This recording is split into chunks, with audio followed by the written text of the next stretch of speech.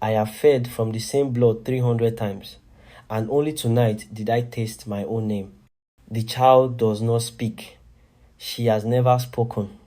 But when I bit into her wrist carefully, as I always do with the young ones, I saw a wooden horse on a snowy road. I saw a woman's hand tucking a blanket around small shoulders. I saw my castle, but smaller, older, wrong. I have killed to forget. I have ruled to avoid remembering. And now, this nameless thing they brought me, this winter orphan with pale eyes, is showing me things I buried before I learned what burial meant. My advisor says she is a gift. My guard says she wandered in from the mountain pass. But I know the truth the way a dog knows the scent of its own blood. I have tasted her before. And if I am right, then everything I built, every title, every century, every carefully chosen vein has been a lie I've been drinking for longer than most kingdoms survive. My name is Vladislav Corvin. I have held this valley for longer than the stones remember their masons. When I say I rule, I do not mean through gold or banners. I mean that every living throat for 30 miles exists because I have chosen not to open it. That is not arrogance. That is fact. I built this carefully. I chose 12 families. Old blood, strong blood, blood that could sustain me without collapsing into sickness or madness. I took only what I needed. I let them live, let them marry, let them grow old in their beds. In return, they gave me one daughter per generation. Always a daughter, always willing, always grateful. They said to serve their Lord. I believe that for 3 centuries, but the bloodlines are failing now. The daughters come to me pale and thin, their veins already sour before I've touched them. My advisor, Stefan, who has served me since before I stopped counting years, tells me it is poison, a rival, sabotage. He has been investigating for months, he says, and has found nothing. I did not believe him until tonight. Because when I fed from the child, I did not just see a wooden horse or a winter road. I saw Stefan's face, younger, desperate, holding a baby wrapped in wool, whispering something I could not hear. And I saw myself standing in a doorway I have not opened in 200 years. The child is still in my chambers. She does not cry. She does not try to leave. She only watches me with eyes that are too old for her face. And when I look at her, my hands shake in a way they have not since I was mortal. I do not know what she is, but I know what I will have to do to find out. And I know that once I begin, there will be no version of this where I remain the man I have convinced myself I still am. I was not always this. I need you to understand that I was a father before I was a lord. I had a name that meant something small, a plot of land, a modest hall, 3 daughters who ran through corridors I could walk end to end in 20 paces. I remember their laughter the way you remember sunlight, as warmth, as sound, but not as detail. I do not remember their faces. That is not cruelty. That is survival. When you live as long as I have, memory becomes a weight you cannot carry. So you let things go, you prioritize, you keep what serves you and release what does not. I released them. It was the plague, I think, or a fever, something that moved through the region like wind through wheat, flattening everything soft and leaving only stone behind. I watched them die, all three, one by one.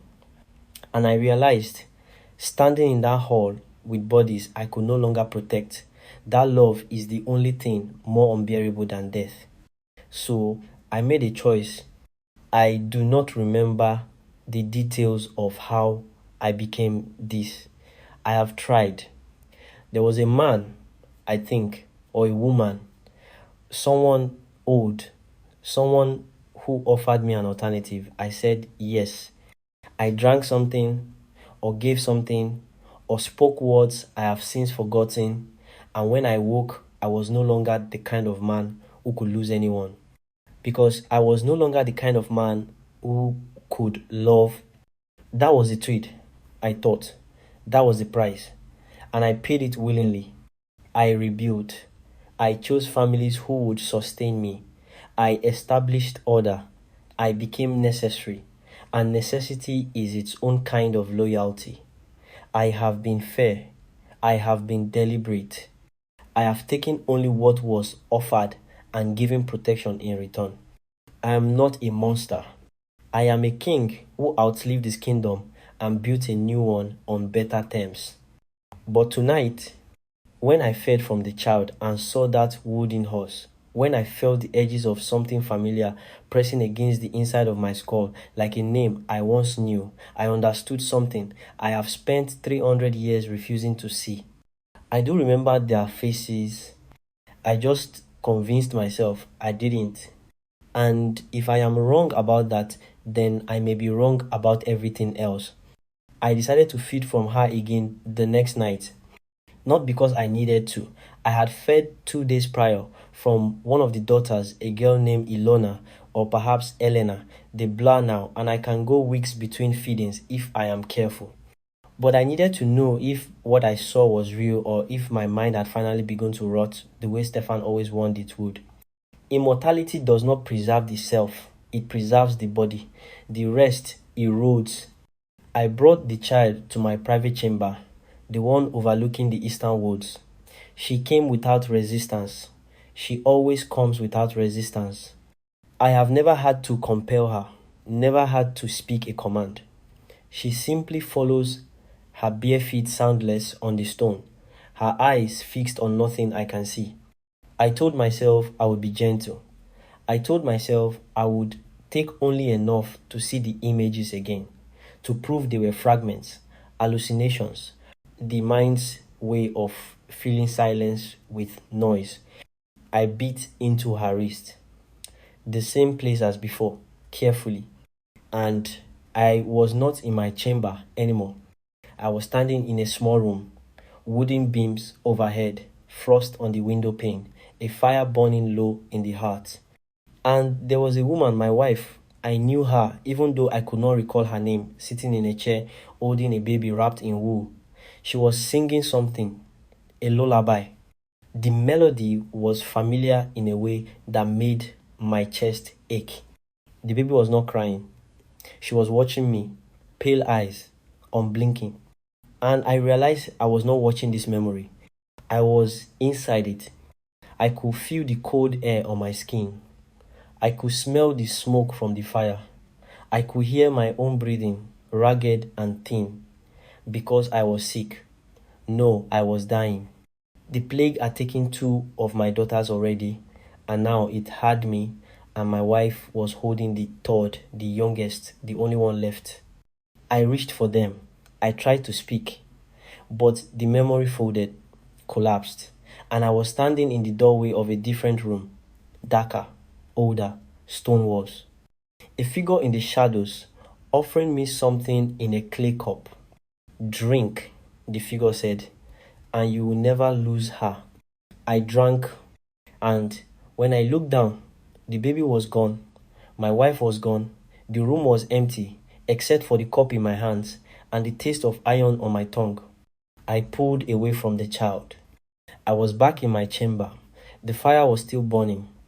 The child was still standing there, her wrist bleeding where I had beaten her, her pale eyes watching me with something I could not name.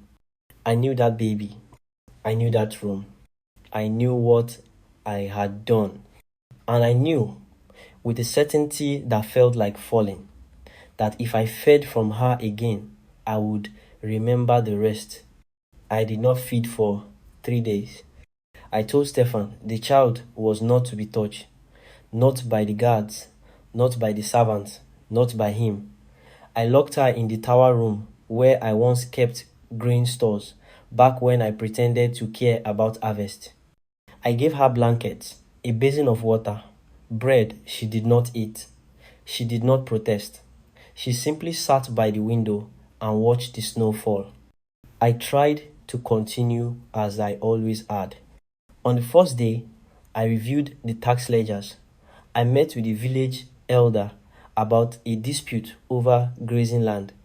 I walked the perimeter of my estate and checked the wards I'd set years ago, old marks carved into trees, sigils I no longer remembered the meaning of, but knew still worked because nothing had crossed them in a century. I felt fine, steady, in control. On the second day, I woke and could not remember the name of my castle. Not the official name. I knew that Covin Keep, named after the family I had claimed when I needed one, but the name it had before, the name I gave it when I first built these walls, when I was still mortal, and this was just a hall, a home, a place my daughters could grow old in. I stood in the corridor outside my chambers and tried to recall it. I could see the wooden sign that used to hang above the door. I could see the grain of the wood, the way the letters had been carved by hand. But I could not read them. It was like looking at a word in a language I once knew but had forgotten how to speak. I told myself it did not matter. Names are replaceable.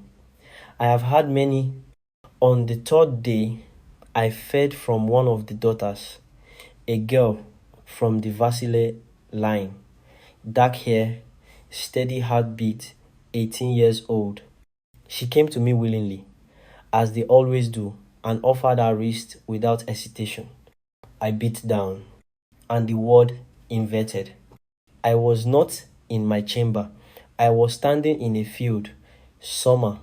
The wheat was tall and golden, and I could hear someone laughing, a child's laughter, high and bright. I turned and saw a girl running toward me, her arms outstretched, her face flushed with joy. She looked like the child in the tower. No, she looked like someone else, someone older, someone I had known. I tried to hold on to the image to see her clearly, but it fractured. The field collapsed into winter. The wheat became snow. The girl became smaller, younger, her laughter turning to silence. And then I was back in my chamber, and the Vasile girl was staring at me with wide, frightened eyes. "My lord," she whispered, "are you—" I released her.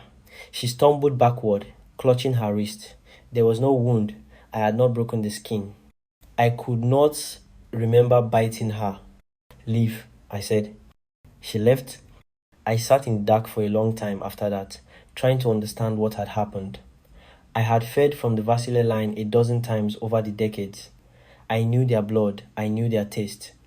I had never seen their memories before. I had never seen anyone's memories before. Except the child's. I went to Stefan that night.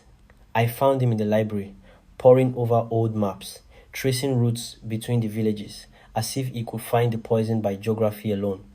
"How long have I been forgetting?" I asked. He looked up slowly. His face was tired. He had aged since I last truly looked at him, more grey in his hair, more lines around his eyes. He had been young when I made him my steward. I could not remember when that was. "Forgetting what?" "My lord." "Names," I said. "Places. The daughters I've fed from. I used to remember them all. Every face. Every family. When did that stop?" Stefan set down his quill. He was quiet for a long moment. "You have always forgotten, my lord," he said carefully. "You told me once it was a mercy, that if you remembered everything, you would go mad." "I do not remember saying that." "No," Stefan said. "You would not." I left him there. I returned to the tower and stood outside the door where the child was kept. I could hear her breathing on the other side, soft, steady, unchanged. I knew what would happen if I fed from her again. I would see more, remember more, and if Stefan was right, if I had been forgetting for centuries, if that was the only way I had survived this long, then remembering might be the thing that finally killed me. But I also knew I could not stop, because the girl in the field, the one who had looked like the child, the one whose laughter I could still hear echoing in the space where my memory should have been. I think her name was mine to remember, and I think I took it from her. I fed from the child a fourth time. I told myself it was necessary, that I needed proof, before I could act. That Stefan had lied to me about something, and the only way to uncover the truth was to see what the child's blood would show me. But that was not why I did it. I did it because I needed to know her name. This time, the memory was clear, whole, unbroken. I was standing in the same stone room I had seen before, the one with the figure in the shadows. But now I could see more. The cup in my hands, the taste of iron, the way my body convulsed as something cold spread through my veins, turning my blood to ice, my breath to silence. And I could see what I had brought with me, my daughter, the youngest, still wrapped in wool, still alive. The figure stepped forward. I could see their face now old, neither man nor woman, eyes like frost. They spoke, but I could not hear the words, only the intention behind them. The prize is memory. Yours or hers. Choose. I looked down at my daughter. She was so small, so fragile. She had my wise eyes. I had already lost two. I could not lose her. So I chose. I drank the rest of the cup. I felt the code reach my heart. Stop it. Restart it differently. And when I looked down again, my daughter was gone. No, not gone. Changed. She was still in my arms, but she was not breathing, not dying. Something else, suspended, fractured. Her soul pulled loose like thread from cloth, half in this world and half in some other place I could not see. The figure took her from me, gently. She will return, they said, again and again, in every generation, in every daughter born to the lines you choose. And each time you feed from her, you will take more of what she was, until there is nothing left. I opened my mouth to refuse, to take her back, to undo it, but I did not, because I was no longer dying. I was no longer weak. I was no longer the kind of man who could lose anything. I had become the thing I am now, and I had fed my daughter to it. I pulled away from the child in the tower room. She was still standing there, pale and silent, her wrist bleeding where I had beaten her. But now I could see what I had refused to see before. She had my daughter's eyes. She had always had my daughter's eyes. Every daughter I had fed from for 300 years, every willing girl from every loyal family had carried a piece of her, a fragment, a shard of the soul I had shattered to save myself. There was no poison. There was no rival. The bloodlines were failing because I had been feeding from the same source over and over, draining it thinner with every generation, pulling my daughter's fractured essence through time until there was almost nothing left. And Stefan had known. He had been trying to hide this one, the last one, the final reincarnation. Because if I fed from her again, if I took what remained, she would be gone, truly gone, erased, not just from memory, but from existence itself. I looked at the child. She looked back, and I understood why she had never spoken.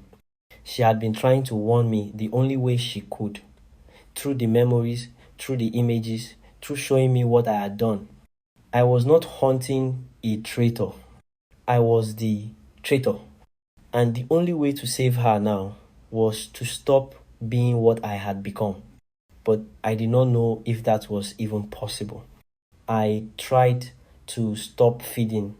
For 2 weeks, I locked myself in the East Wing and refused to see anyone. I told Stefan I was ill. I told the guards I was not to be disturbed. I paced the corridors at night and slept during the day and tried to will my body into something that did not need blood. It did not work. On the third day, I began to feel it. A hollowness in my chest, a thinning in my limbs. Not hunger, exactly, more like erasure, as if my body were slowly forgetting how to be solid. On the seventh day, I could not remember the layout of my own castle. I walked into rooms I had walked into 1,000 times, and did not recognize them. I opened doors and found corridors where I expected chambers. I climbed stairs that led nowhere. Stefan found me on the ninth day, standing in the courtyard in the snow, barefoot, staring at the gate as if I had never seen it before. He brought me inside. He sat me by the fire. He did not ask questions. "You need to feed," he said quietly. "No, my lord, I will not touch her again." Stefan was silent for a long moment. Then he stood and left the room, and I thought that was the end of it. But he returned an hour later with one of the daughters, a girl from the Dragomir line, young, 16 perhaps. Her wrist was already bare. "She has volunteered," Stefan said. I looked at the girl. She would not meet my eyes. "Leave us," I told Stefan.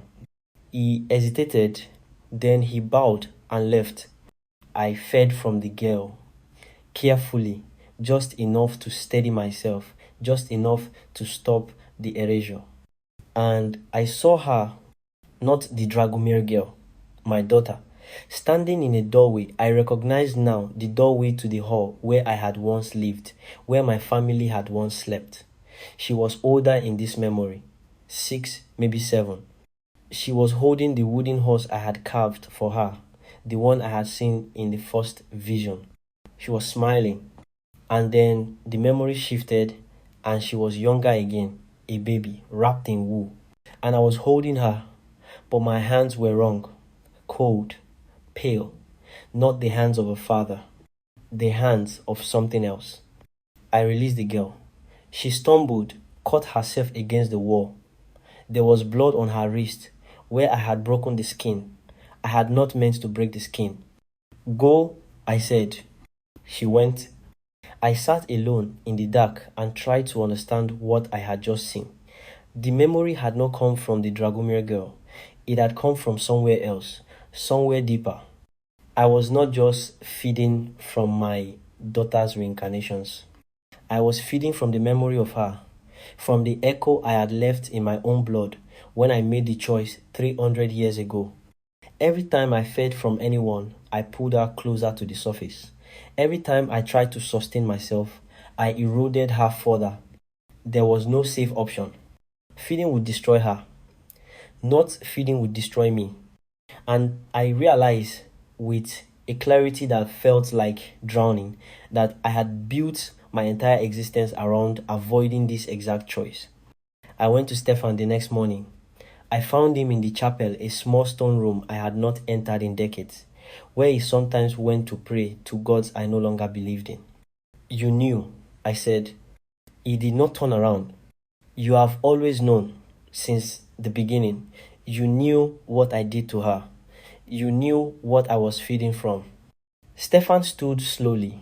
When he turned, his face was older than I remembered, tired in a way that had nothing to do with age. "Yes," he said. "Why did you not tell me?" "Because you would not have believed me," Stefan said quietly. "You needed to see it yourself, and I hoped." He stopped, looked away.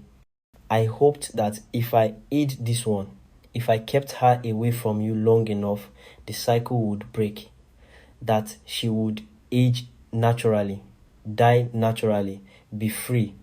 But I found her anyway." "You always find her," Stefan said. "That is the curse, not the immortality, not the blood. The curse is that you will always find her, and you will always choose yourself." I wanted to argue, to tell him he was wrong, that I had not chosen myself, that I had chosen to save her. But we both knew that was a lie. I had chosen to save myself from the pain of losing her, and I had spent 3 centuries calling it love. "Can I undo it?" I asked. Stefan looked at me for a long time. Then he shook his head. "There is only one way to break the cycle," he said, "and you will not do it. Tell me. Stop feeding. Let yourself feed. Die as you were meant to die 300 years ago." I said nothing. "Or," Stefan continued, his voice colder now, "feed from her one last time. Consume what remains. Erase her completely and live forever as the thing you have become. Two choices, both unbearable. I left the chapel. I went to the tower. I stood outside the door where the child was kept, my hand on the latch, my body shaking with something I could not name. I told myself I would not open it. I told myself I would walk away. But I could already feel the hollowness returning, the erasure, the forgetting. And I knew that before the week was out, I would open that door because I have always chosen myself. And I do not know how to stop. I opened the door on the 14th day. The child was sitting by the window, as she always was. The snow had stopped. The sky was grey and still. She did not turn when I entered. She simply continued staring out at the woods, her hands folded in her lap, her breathing soft, and even I had not fed in 12 days. I could barely stand. My hands were translucent in the firelight. When I looked down at them, I could see the floorboards through my skin. I was disappearing, piece by piece, memory by memory. I had forgotten Stefan's face that morning. I had walked past him in the corridor and did not recognize him.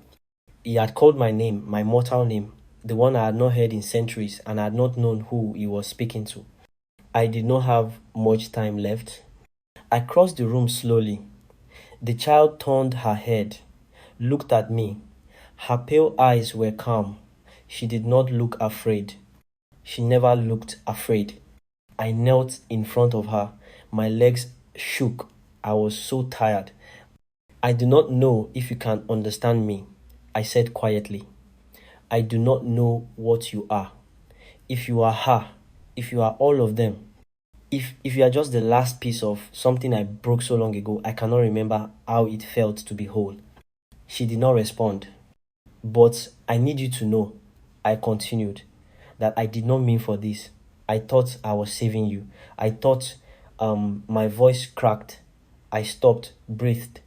I thought I could keep you safe. I thought that was what love was. Refusing to let go. The child reached out, placed her small hand on mine. Her skin was warm. I had forgotten what warmth felt like. I have two choices, I said. I can let myself fade, disappear, die the way I should have died 300 years ago, and you will be free. You will live, grow old, become something I will never see. Or I stopped. I did not want to say it, but she was looking at me, and I knew she already understood. Or I can feed from you one last time, I whispered. I can take what is left, erase you completely, and I will survive. I will remain. I will continue to be this. The child did not pull her hand away. She simply waited. And I realized in that moment that she was not trying to stop me. She was not fighting. She had never been fighting. She had been waiting for me to choose. For 300 years, she had been waiting. I looked down at her wrist. I could see the veins beneath her skin, thin, pale, fragile. It would be so easy. One bite, one moment, and the hollowness would stop. The forgetting would stop. I would be solid again, whole again. I would never have to face this choice again. I closed my eyes. I thought of my wife. I could not remember her name, but I could remember the way she had looked at me when I told her I was dying. The way she had held our daughter and refused to let me see the fear in her eyes. I thought of my other daughters, the two who had died before I made the choice. I could not remember their faces either, but I could remember the sound of their voices, the way they had called me father. I thought of every girl I had fed from over the centuries, every willing sacrifice, every daughter who had come to me with trust in her eyes, believing I was protecting them. I had told myself it was loyalty, but it was not loyalty. It was the same fractured soul returning over and over because I had trapped her in a cycle she could not escape.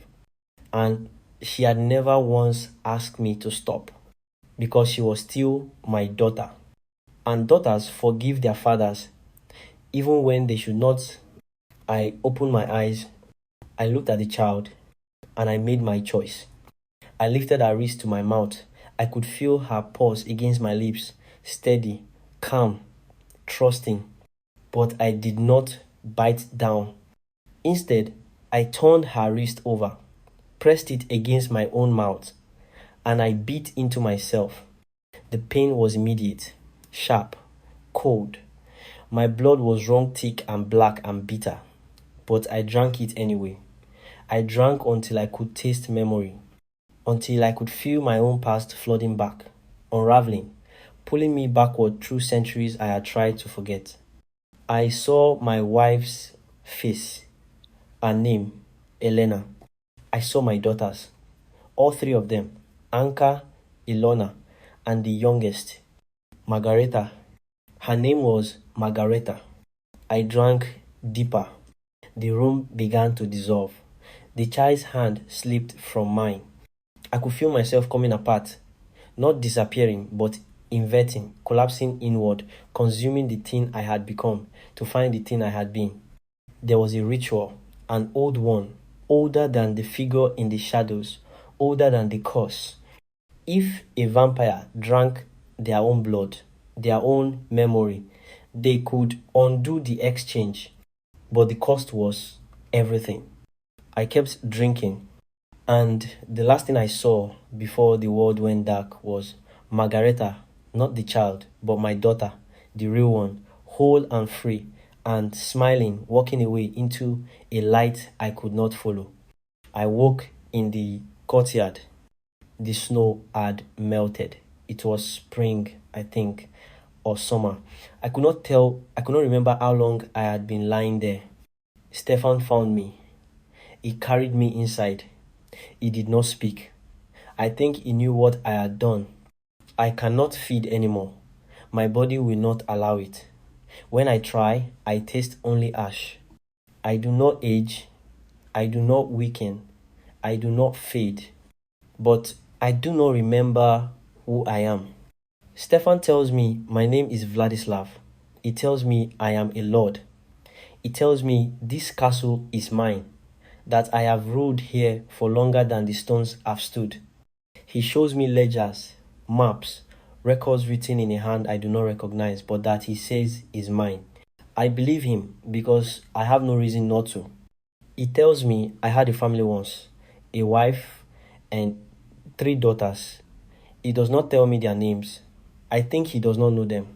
Sometimes I walk through the corridors and feel as though I am searching for something, a room, a memory, a face I cannot recall, but that I know I once loved. I find nothing. The child is gone. Stefan says she left the morning after I collapsed. He says she walked into the forest and did not return. He sent men to search for her. They found nothing. But the bloodlines have recovered. The daughters come to the castle again, healthy and whole, and I do not understand why. Stefan says it is a miracle, a blessing. I do not feed from them. I do not feed from anyone. I simply exist. Stefan cares for me. He is kind, patient. He tells me stories about who I was, and I listen and I forget them as soon as he stops speaking. He is growing old. I can see it in his hands, his face. He will die soon, I think. And when he does, I will be alone in this castle with no memory of why I am here or what I have done. I think that is the punishment. Not death, not forgetting, but remembering that I have forgotten, that somewhere, buried beneath centuries of choices I can no longer recall, there was a man who loved someone enough to destroy himself. And I will never know who he was. If you could erase your greatest regret, but the cost was forgetting everyone you loved in the process, would you do it? I think about that more than I should. The stories I tell here, they are not lessons, they are not warnings.